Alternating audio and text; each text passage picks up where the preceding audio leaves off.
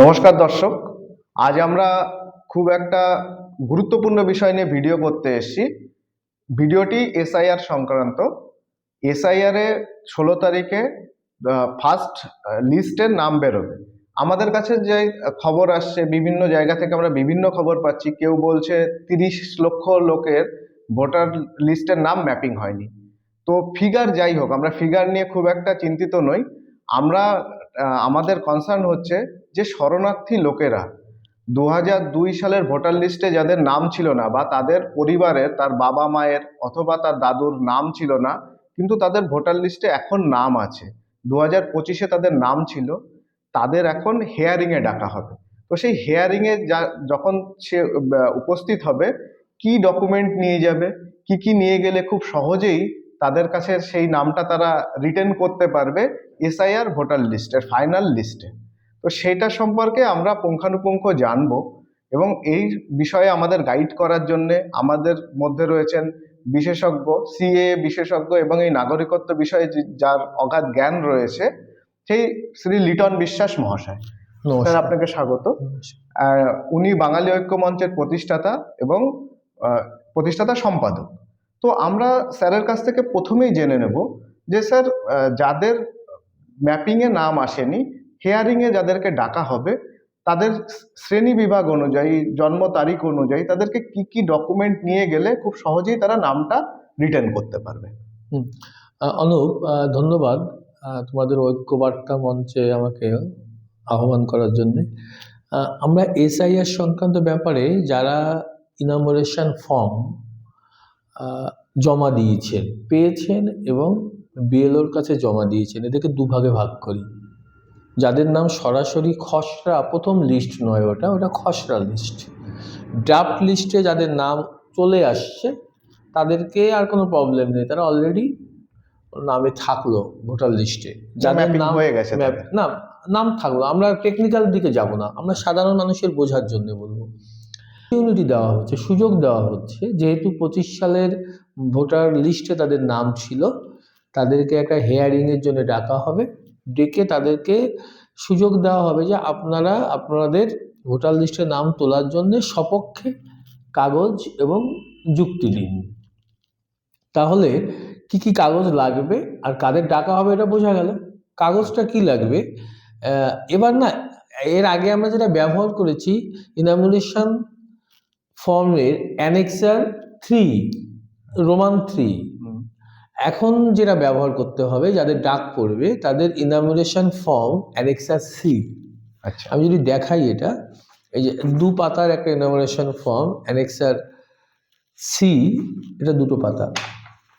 এটা তুমি একটু দর্শক বন্ধুদের দেখিয়ে দাও।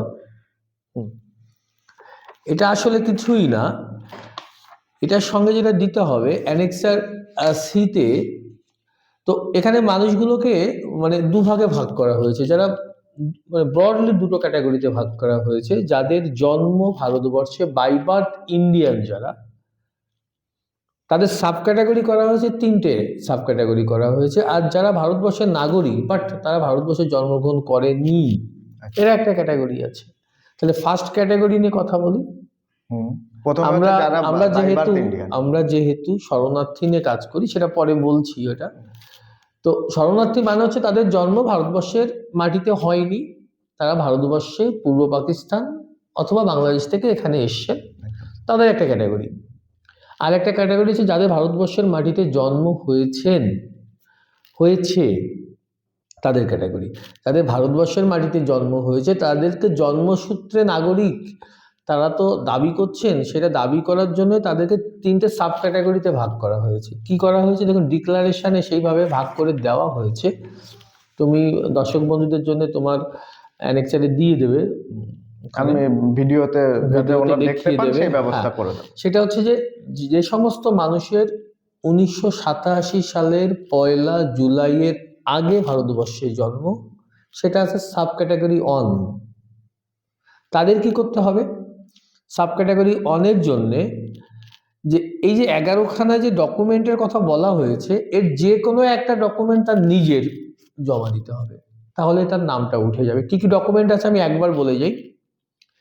এক নম্বরে হচ্ছে এনি আইডেন্টিটি কার্ড আর পেনশন পেমেন্ট অর্ডার, যেটাকে আমরা খুব পপুলারলি বলি অ্যাব্রিভিয়েশন পিপিও, যারা সরকারি চাকরি করেন জানেন। তো শোনো, আইডেন্টিটি কার্ড অথবা কোনো পিপিও অর্ডার যদি থাকে স্টেট বা সেন্ট্রাল গভর্নমেন্ট বা পিএসইউ পাবলিক সেক্টর আন্ডারটেকিং যে সংস্থাগুলি আছে, সেই কাগজটা নিয়ে গেলেই হবে, নিজের কাগজটা। আচ্ছা। আমি যেহেতু পেশায় শিক্ষক, আমি শিক্ষকদের একটা উদাহরণ দিচ্ছি। একজন শিক্ষক রিটায়ার করে গেছে, তার 2002 এর নাম নেই, তাকে হিয়ারিংয়ে ডাকা হয়েছে, তাহলে তিনি পিপিও পেয়েছেন, পেনশন পান, পেনশন অর্ডার, সেইটা নিয়ে গেলেও হবে। এক নম্বরে সবাই তো চাকরি করে না, তাহলে 2 নম্বর ডকুমেন্ট কি আছে? Any identity card certificate document issued in India by government or local authorities or banks or post office or LIC or PSU means public sector undertaking prior to 1/7/1987। 1/7/1987 সালের আগে এই যে কাগজগুলি 2 নম্বরে বললাম, এইগুলোই একমাত্র ডেট স্পেসিফিক করা আছে, যে এই কাগজগুলি ব্যাংকের পোস্ট অফিসের বই, ব্যাংকের বই, এলআইসি করা থাকলে বা পিএসইউ কোনো কাগজপত্র। পিএসইউ বলে একটা আমি উদাহরণ দিই, ধরুন আমাদের গ্যাসের কানেকশন আছে 87 সালের 1 জুলাইয়ের আগে যাদের গ্যাসের কানেকশন আছে সেটা দিলেও হবে, ওটা পিএসইউ। আমরা জানি ভারত পেট্রোলিয়াম বা ইন্ডিয়ান অয়েল রয়েছে, সেটা একটা উদাহরণ দিলাম। কিন্তু সেটা কিন্তু অবশ্যই মাস্ট বি ইস্যুড বিফোর 1/7/87। 2 নম্বর গেল। বাকিগুলোতে কিন্তু বাকি যে আরো মোট তো 11খানা ডকুমেন্ট, তার মধ্যে 2 নম্বরটাই কিন্তু ওই 1/87 সালের 1 জুলাইয়ের আগে ইস্যু হতে হবে। বাকি 10টির কিন্তু কোনো ডেট স্পেসিফিক বলা নেই, থাকলেই হবে। সে যদি গতকালও সে যদি ইস্যুড হয় in favour of the applicant তাহলে হবে। আচ্ছা, ঠিক আছে না? 3 নম্বরে কি বলছে? Birth certificate. যদি কারো জন্ম 87 সালের আগে হয় 1 জুলাইয়ের আগে, তাহলে নিজের বার্থ সার্টিফিকেটটা জমা দিলেও তার নাম উঠে যাবে ভোটার লিস্টে। আচ্ছা, মানে হিয়ারিং এ তিনি ওই বৈতরণী পার হয়ে যাবেন। Very good. 4 নম্বর আছে পাসপোর্ট। অবশ্যই পাসপোর্টটা এক্সপায়ার্ড করলে হবে না, আনএক্সপায়ার্ড বা লাইভ পাসপোর্ট থাকতে হবে। ঠিক আছে। 5 নম্বর আছে matriculation or educational certificate issued by recognised board আর ইউনিভার্সিটি, অর্থাৎ মিনিমাম মাধ্যমিক অ্যান্ড অনার্ড, ওটা কোনো বোর্ড বা ইউনিভার্সিটিকে ইস্যু করতে হবে। আমি ধরুন 8 পাস, প্রশ্ন আসতে পারে অনু, কেউ বলবে আমি তো মাধ্যমিক পাস করিনি, তাহলে আমি মাধ্যমিক পাস সার্টিফিকেট কি করে দেবো? আমি তো 8 পর্যন্ত পড়েছি। বাট এখানে বলা আছে স্কুল সার্টিফিকেট হলে হবে না, বোর্ড বা ইউনিভার্সিটি যে কোনো বোর্ড, সরকারি বোর্ড বা যে কোনো রেকগনাইজড বোর্ড থেকে ইস্যুড হতে হবে মাধ্যমিক। তার জন্য অন্য অপশনগুলো খোলা আছে। আমি জানি না যদি গভর্নমেন্ট পরে কোনো ক্লারিফিকেশন দেন যে যদি কেউ আন্ডার মেট্রিক লেখাপড়ায় হয়ে থাকে তাহলে সেই সার্টিফিকেট 4 পাস বা 8 পাস হবে কিনা, কিন্তু অ্যাজ পার দিস সার্কুলার সেটাতে হবে না। বেশ। 6 নম্বর যে permanent residence certificate issued by competent state authority. আমরা জানি আমাদের পার্মানেন্ট রেসিডেন্স সার্টিফিকেট অনেকে তৈরি করে, বিশেষ করে যারা সেনাবাহিনীতে বা প্যারামিলিটারিতে চাকরি করতে যায়, অনেক সময় তাদের এটা বের করতে হয়। তো সেটা যদি কারো থাকে সেটাতেও কিন্তু হবে। ফরেস্ট রাইট সার্টিফিকেট, ফরেস্টে যারা আশেপাশে বাস করে, বিশেষ করে আমাদের আদিবাসী, ওদের জন্য যদি থাকে। আর একটা ভেরি ভেরি ইম্পর্টেন্ট একটা যোগ হয়েছে, দেখো 8 নম্বরে caste certificate. OBC, SC, ST এদের যদি সার্টিফিকেট থাকে, অনেকেই বলে 27 সালের আগে কিনা, এই কোনো কিছুই কিন্তু কোনো ডেট মেনশন নেই, ডেটা ইস্যু লেখা নেই, ইরেসপেক্টিভ অফ এনি ডেট। ওকে, তাহলে এসসি, এসটি, ওবিসি সার্টিফিকেট দিলেও হবে। ন্যাশনাল রেজিস্টার অফ সিটিজেন্স 9 নম্বরে আছে, এটা বেসিক্যালি আসামে রয়েছে, এনআরসি হয়েছে ওখানে, আমাদের জন্য প্রযোজ্য নয়, 9 নম্বরটা আমাদের জন্য নয়। 10 নম্বরে family registered prepared by state আর লোকাল, কোনো লোকাল অথরিটি বা স্টেট গভর্নমেন্ট না দেখবে ফ্যামিলি রেজিস্টার তৈরি করে রেখেছে, তো সেটা আমাদের এখানে নেই, অথবা ওটা আমাদের ক্ষেত্রে প্রযোজ্য হবে না। 11 নম্বরটা very very important, any land or house allotment certificate by government. এটা কিন্তু তুমি জমি কিনেছো সেটা দেখালে হবে না, অনেকেরই স্যার এটাতে একটা কনফিউশন রয়েছে। আমি এই 11টাতে বুঝিয়ে বলার দরকার, যে আমি সময় নিচ্ছি একটু। মানে যে কোনো ধরনের ল্যান্ড এবং হাউস অ্যালটমেন্ট পেতে হয়, গভর্নমেন্ট অ্যালট করে, বিভিন্ন বিভিন্ন কারণে অ্যালট করে, গভর্নমেন্ট অ্যালটমেন্ট সার্টিফিকেট থাকতে হবে। বাট তুমি রেজিস্ট্রি করেছো কোনো একটা জমির দলিল বা কোনো একটা বাড়ি, তুমি নিজে নিজেদের কিনেছো কারোর কেনা কাছ জমি থেকে, নয়, না না না, অ্যালটমেন্ট government দিলে হবে। একেবারেই তাই, পরিষ্কার। তাহলে আমি একটু সাম আপ করে দিই, এই 11টা কাগজের মধ্যে যদি কারো 1987 সালের 1 জুলাইয়ের আগে জন্ম হয়, তাহলে এই 11 রকমের কাগজের মধ্যে যে কোনো একটি কাগজ যিনি অ্যাপ্লিক্যান্ট হেয়ারিং এ উপস্থিত হচ্ছেন ওনার হলেই তার ভোটার লিস্টে হয়ে আর যাবে। ফাইনাল ভোটার লিস্টে নাম উঠবে। খসড়ায় নাম না ওঠা মানে, আমি একটু অ্যাড করি, কারণ আমার যারা দর্শক বন্ধু, যাদের উদ্দেশ্যে আমাদের করার, তাদের জন্য বলি, ভোটার লিস্টে নাম না ওঠা মানে কেউ কিন্তু ভারতের নাগরিক নয়, এটা প্রমাণিত হয় না। আপনারা অনেকেই ভাবেন ভোটার লিস্টের নাম উঠবে না, বা খসড়াতে উঠলো না, বা ফাইনালেও যদি না ওঠে, তার নাগরিকত্ব নিয়ে কিন্তু কোনো কোশ্চেন করার এখতিয়ার এই ইস্যুতে কারণেই। হ্যাঁ স্যার, এটা যদি আপনি আরেকটু ইলাবোরেটলি বলেন, কারণ অনেকেরই ফোন আমরা পেয়েছি যারা এই ভিডিওটা করতে বলেছেন, তারা ভয় পাচ্ছেন যে হয়তো তাদের নাম যদি ফাইনাল লিস্টেও না ওঠে তাহলে তাদের কি ব্যাংক অ্যাকাউন্ট সিজ হয়ে যাবে কিনা, তাদেরকে পুলিশ অ্যারেস্ট করে নেবে কিনা, বিভিন্ন তাদের পরে লিগাল কোনো অ্যাকশনস হবে কিনা। তো আপনি যদি একটু এটা অনুপ, একটু elaborate ওইটার করেন। আগে না আমি সাব ক্যাটাগরি অন বলে গেলাম। 27 সালের 1 জুলাইয়ের আগে যাদের জন্ম, তার তো শুধু নিজেরটা দিলেই হচ্ছে, তার বাবা মাকে টানাটানি লাগছে না বাবার কাগজপত্রে। হ্যাঁ। কিন্তু 27 সালের 1 জুলাই এর পরে যাদের জন্ম তাদের কি হবে? এর সাব ক্যাটাগরি 2 তে বলছি, সেখানে কি হচ্ছে, যা 87 সালের 1 জুলাই এন্ড তারপরে 2004 সালের 2 ডিসেম্বরের মধ্যে যাদের জন্ম, এই পিরিয়ডটাতে, এই টাইম পিরিয়ডটাতে, তাদের আমি সাব ক্যাটাগরি 2 তে ফেললাম। তার তো এই 11টা ডকুমেন্টের মধ্যে নিজের একটা তো দিতেই হচ্ছে, তার সাথে প্লাস বাবা অথবা মায়ের যে কোনো একজনের এই 11টার যে কোনো একটা ডকুমেন্ট দিতে হবে। মানে তাহলে নিজেরটাও দুজনের দিতে হবে, মিনিমাম, বাবা নিজের অথবা মায়ের, প্লাস বাবা অথবা মায়ের। মানে এই 11টা ডকুমেন্ট, যেটা এফেক্টিভলি আমাদের কাছে 9টা ডকুমেন্ট আর কি। মানে আসলে তো ওই দুটো ডকুমেন্ট আমরা লিস্টে একদম। নাম্বার বেড়েছে, বাট আমাদের রেসপেক্টে ওই দুটো ডকুমেন্ট। আচ্ছা, আরেকটা খুব ইন্টারেস্টিং কথা আছে, এই যে যে 11টা লিস্ট দেওয়া আছে, this is legally is indicative in nature but not এক্সস্টিভ। অর্থাৎ এই 11টা এক্সাম্পল হিসাবে, আইডিয়াল হিসাবে দেওয়া হয়েছে, এটা কিন্তু এক্সস্টিভ লিস্ট নয় যে 11টার বাইরেও যদি কেউ কোনো কাগজ দেখাতে পারে, সেটা যদি ইআরও যিনি হেয়ারিং করছেন তিনি যদি কনভিন্সড হন, দ্যাট মে বি অ্যাকসেপ্টেড বা দ্যাট শ্যাল বি অ্যাকসেপ্টেড। মানে লোকাল অথরিটির হাতে এই পাওয়ারটা রয়েছে। একদমই তাই, লোকাল অথরিটি নয়, যিনি হেয়ারিং অথরিটি, ইআরও কাছে। বেশ, আমি সাব ক্যাটাগরি সিতে চলে যাই। তাহলে 2004-এর পরে জন্ম, 2004-এর 2 ডিসেম্বরের পরে যাদের জন্ম, এদের কি হবে? এদের তো নিজের এই 11টা থেকে যে কোনো একটা দিতে হবে। এক্ষেত্রে বাবা মা আলাদা নয়, বাবার এবং মায়ের দুজনেরই কিন্তু এই 11টার থেকে যে কোনো একটি করে ডকুমেন্ট দিতে হবে। 3 জনকে এখানে টানা হচ্ছে সাব ক্যাটাগরি সিতে। তাহলে সাব ক্যাটাগরি অনে আমি সামারি করি, অনে অর্থাৎ 87 সালের 1 জুলাইয়ের আগে যাদের জন্ম, তারটা অনেকটা ইজি, তার নিজের যে কোনো একটা মাধ্যমিকের সার্টিফিকেট দিলেও হয়ে যাবে। তিনি যদি এসসি এসটি ওবিসি কাস্টের মধ্যে বিলং করে, সার্টিফিকেট থাকে, সেই সার্টিফিকেট দিলে হয়ে যাবে।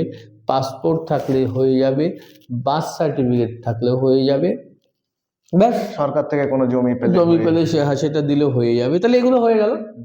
আর যদি সাব ক্যাটাগরি 2 তে পড়ে, নিজের দেবে প্লাস বাবা মায়ের যে কোনো একজন দেবে। আর সাব ক্যাটাগরি সিতে যে পড়বে, ওটা 2 নয়, ওটা বি। আর সিতে যেটা পড়বে সেটা হচ্ছে নিজে, বাবা প্লাস মায়ের। পরিষ্কার হলো? এটা হচ্ছে আমাদের ক্যাটাগরি অনে চলে গেল।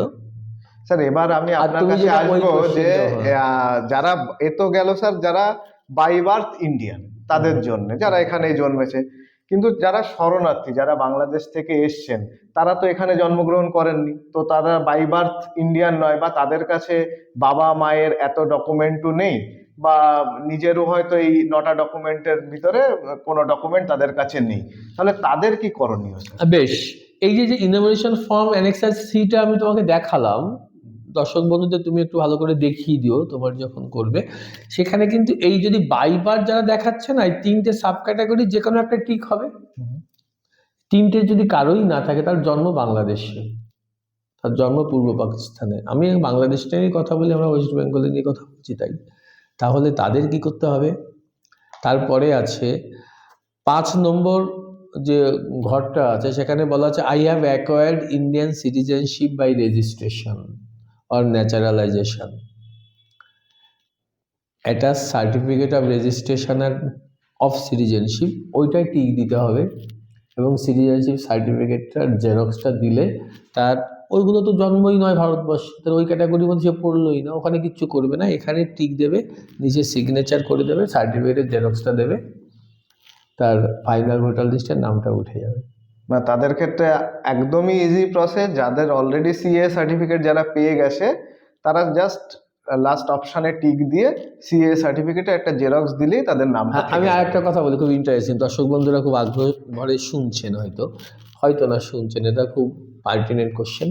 সেটা হচ্ছে, যারা এখনো সার্টিফিকেট পাননি, প্রসেসে রয়েছেন, অ্যাপ্লিকেশন করেছেন, কারো হিয়ারিং হয়নি, কারো হিয়ারিং হয়ে ফরওয়ার্ডেড হয়ে গেছে, তারা একদমই দুশ্চিন্তা করবেন না। এই সময়ের মধ্যে, অর্থাৎ সামনের জানুয়ারি মাসের শেষ পর্যন্ত হয়তো হিয়ারিং চলবে, এর মধ্যে সার্টিফিকেট যারা পেয়ে যাবেন, তারা তো এই যে এসআইআর এর মাধ্যমে যে ড্রাফট লিস্ট এবং ফাইনাল লিস্ট যেটা বেরোবে, পেয়ে গেলে তো নামটা উঠেই যাচ্ছে। হ্যাঁ, এই সময়ের মধ্যে যদি না পেয়ে যান, অ্যাপ্লিকেশন করেছেন, তাও আপনারা কেউ কিন্তু মানে দুশ্চিন্তা বা দ্বিধান্বিত হবেন না। তবে এরপরে কিন্তু আবার এটা চলে যাওয়ার পরে, মানে এই সাইয়ের প্রক্রিয়া শেষ হওয়ার পরে কিন্তু আবার ভোটার লিস্টের নাম তোলার জন্য আবার কিন্তু সামারি রিভিশন হবে। এটা খুব স্বাভাবিকভাবে সবসময় হয়। যখন রিভিশনটা হবে, তখন 6 নম্বর ফর্ম দিয়ে, ফর্ম নাম্বার 6, যেটাদের নতুন নাম আর তুলতে হয়। নতুন নাম তোলার জন্য অ্যাপ্লিকেশন করবেন। যখনই আপনি সিটিজেনশিপটা পাবেন, সঙ্গে সঙ্গে ওটা দিয়ে অ্যাটাচ করে অ্যাপ্লিকেশন করে দেবেন। আপনি ইন্ডিয়ান সিটিজেন, আপনাকে আবার ভোটার লিস্টে অতএব আপনার এই ড্রাফটে নাম উঠলো না, যেটা তুমি বারবার বলছো, ড্রাফটে নাম উঠলো না, এরপরে হিয়ারিং এর পরে ফাইনাল লিস্টে নাম উঠলো না, এসআইআর এর ক্ষেত্রে কোনো কিছু নেই, আপনার দুশ্চিন্তার কোনো কারণ নেই। ভারত সরকার সিটিজেনশিপ সম্পর্কিত রুলস অ্যান্ড অ্যাক্ট একদম সেন্ট্রাল গভর্নমেন্টের প্রিরোগেটিভস, সেটা নিয়ে কোনো ভাবার কিছু নেই। সেন্ট্রাল গভর্নমেন্ট পরিষ্কার বলে দিয়েছেন, যে সমস্ত মানুষ 14 সালের 31শে ডিসেম্বরের মধ্যে ভারতবর্ষে এসেছেন, বাংলাদেশের হিন্দু উদ্বাস্তুরা, তারা এখন সবাই নাগরিকত্বের জন্য অ্যাপ্লিকেশন করবেন। প্রত্যেকেই সার্টিফিকেট অতি দ্রুত, দেখো গতি এসছে, তুমি জানো আগে দিনে 10টা বা 20টা বা 30টার বেশি অ্যাপ্লিকেশন জমা পড়তো না। তুমি বিশ্বাস করো, এখন পার ডে অ্যাবাভ 3000 অ্যাপ্লিকেশন জমা পড়ছে আজকের দিনে দাঁড়িয়ে, যাতে সবাই নাগরিকত্ব নিয়ে তাদের এবং নাগরিকত্বের হিয়ারিং এর জন্য যে বোর্ড, ডিএলসি বলে, ডিস্ট্রিক্ট লেভেল কমিটি, সেই বোর্ড অলরেডি উত্তর 24 পরগনায় 3খানা অলরেডি বোর্ড আছে, অ্যালোটেড হয়েছে, 2টো রানিং চলছে, একটা খুব তাড়াতাড়ি চালু হবে, আরও 2টো বা 3টে কিন্তু অ্যালটমেন্ট হওয়ার পথে। নদিয়াতেও আরও 2-3টে বাড়ছে, অর্থাৎ যেখানে অ্যাপ্লিকেশনের মানে প্রাবল্য যেখানে বেশি বাড়ছে, সেখানে কিন্তু ডিএলসিটা বাড়িয়ে দেওয়া হচ্ছে। এবং তুমি জানো যে গত 2 সপ্তাহে মানে প্রায় 1000-এর অঙ্কে সার্টিফিকেট কিন্তু ইস্যুড হয়েছে, এবং এই গতিটা আরও বাড়বে, অ্যাপ্লিকেশন করার গতি যত বাড়বে। অর্থাৎ দর্শক বন্ধুরা, আপনাদের জ্ঞাতার্থে বলছি, খুব দ্রুত যারা অ্যাপ্লিকেশন করেছেন তারা সার্টিফিকেট পাবেন। এবং আশা করছি মডেল কোড অফ কন্ডাক্ট 2026 সালের ইলেকশনের চালু হওয়ার আগেই যারা অ্যাপ্লিকেশন এই ডিসেম্বর জানুয়ারির মধ্যে করবেন, প্রত্যেকেই সার্টিফিকেট পাবেন। আচ্ছা স্যার, মানে এবং ভোটার লিস্টে নাম উঠবে। আর তুমি যে কোশ্চেনটা করেছিলে, ওটা আমি উত্তরটা দিয়ে দিই, এটা একটা খুব দর্শকদের জন্য খুব ভাইটাল। ভোটার লিস্টে নাম না ওঠার মাল্টিপল রিজনস হতে পারে, প্রচুর কারণ হতে পারে। তো সেই কারণের মধ্যে একটা কারণ অবশ্যই আছে যে সিটিজেনশিপ ইয়েট নট প্রুভড, সেই জন্য নাম না উঠতে পারে। আরো অনেকগুলো কারণ আছে। তো সেই কারণগুলোর মধ্যে যে কোনো একটা কারণের জন্য কারো ভোটার লিস্টের নাম না উঠতে পারে। তো সেই জন্য মানে ধরেই নেওয়া কখনোই ঠিক না যে আমি ভারতবর্ষের নাগরিক নয় বলে গভর্নমেন্ট আমাকে নাগরিক নই এটা ধরে নিয়ে ভোটার লিস্ট থেকে আমার নামটা বাদ দিয়েছে, এটা কিন্তু একদমই মানে আহ, ঠিক নয়। মানে আপনার ভোটার লিস্টে নাম না উঠলে আপনার ব্যাংকের পাসবুকটা বা অ্যাকাউন্টটা সিজ হয়ে ফ্রিজ যাবে। হয়ে যাবে, আধার কার্ডটা বন্ধ হবে, এরকম কোনো প্রভিশন নেই। তবে দর্শকদের কাছে আর একটা জিনিসও আমরা এক্সাম্পল হিসাবে নিতে বলবো, এরকম এসআইআর প্রক্রিয়া বিহারে সম্পন্ন হয়েছে এবং বিহারে যাদের নাম ফাইনাল লিস্টে ওঠেনি তাদের কিন্তু আধার কার্ড ব্লক হয়েছে বা তাদের কোনো রকম ভাবে লিগাল অ্যাকশন হয়েছে, এরকম একটা কেসও সামনে আসেনি। না না, তো একসাথে কোনো দরকার, ধরো তুমি মনে করলে আদর্শগতভাবে যে আমি ভোটার লিস্টে এখন নাম তুলবো না, বা আমি আউট অফ ইন্ডিয়াতে আছি, আমার ইন্ডিয়াতে আমার কেউ নেই, এখানে আমি স্কোপ পেলাম না, নাম তুললাম না, তাহলে আমার আধার কার্ড ভোটার কার্ড সব ব্লক হয়ে যাবে। এ তো মানে অতি সরলীকরণ করলেও এই মানেটা দাঁড়াচ্ছে না। তো অতএব এরকম করে ভাবার কোনো কারণ নেই দর্শক বন্ধুরা, ভোটার লিস্টে নাম তুলতে হবে, এটা নাগরিক হিসাবে আমাদের কর্তব্য। তো যদি আপনার জন্ম পূর্ব পাকিস্তানে বা বাংলাদেশে হয়, আপনি নিশ্চিন্তে সিএতে অ্যাপ্লিকেশন করুন, আপনি সার্টিফিকেট পাবেন, সার্টিফিকেট পেলে ভোটার লিস্টে নাম উঠবে। আর ভোটার লিস্টে যদি নাম ওঠার আগে পর্যন্ত এই যে সময়টা আপনার আছে, এই সময়ে কিন্তু আপনার অত দ্বিধান্বিত ভীত সন্ত্রস্ত হওয়ার কোনো প্রয়োজন নেই। আপনি নর্মাল লাইফ লিড করুন, আগে যেমন করতেন এখনো করুন। নমস্কার দর্শক, আপনারা নিশ্চয়ই সবাই আশ্বস্ত হলেন, স্যার যে অভয়বাণী শোনালেন যে এই ডকুমেন্টের লিস্ট যদি আপনাদের কাছে থাকে আপনারা যে হিয়ারিংয়ে অ্যাটেন্ড করুন, আপনাদের নাম রাখাটা সুনিশ্চিত করুন, এটা নাগরিক হিসাবে আপনার দায়িত্ব। আজকের দিনে যদি আপনার কাছে এই ডকুমেন্ট না থাকে বা আপনি সিএতে অ্যাপ্লিকেশন করেছেন, আপনার এখনও সার্টিফিকেট ইস্যু হয়নি বা আপনি এখনও সিএতে অ্যাপ্লিকেশন করেননি এবং এই ডকুমেন্টও আপনি প্রোভাইড করতে পারেননি, সেই ক্ষেত্রে হয়তো কিছুদিনের জন্য আপনার ফাইনাল লিস্টে আপনার নাম উঠলো না, আপনার ভোটাধিকার থাকলো না, তাতে চিন্তিত হওয়ার কোনো কারণ নেই। এর আর কোনো আপনার পরে কোনো লিগ্যাল অ্যাকশন নেওয়ার কোনো ব্যাপার নেই। আপনি আবার তখন সিএতে এটা অ্যাপ্লিকেশন আমি করুন। একটু তোমার মাঝখানে যোগ করছি, মানে এটা মিন করে না নাম না ওঠাটা যে তুমি ভারতের ভারতের নাগরিক নও। নাগরিক নয়, একদম বিভিন্ন কারণে নাম না উঠতে পারে। তো আপনারা আবার সিএতে অ্যাপ্লিকেশন করুন, আপনাদের নাগরিকত্ব সুরক্ষিত করুন এবং ভোটার লিস্টে নাম তুলে নিন। ধন্যবাদ। নমস্কার।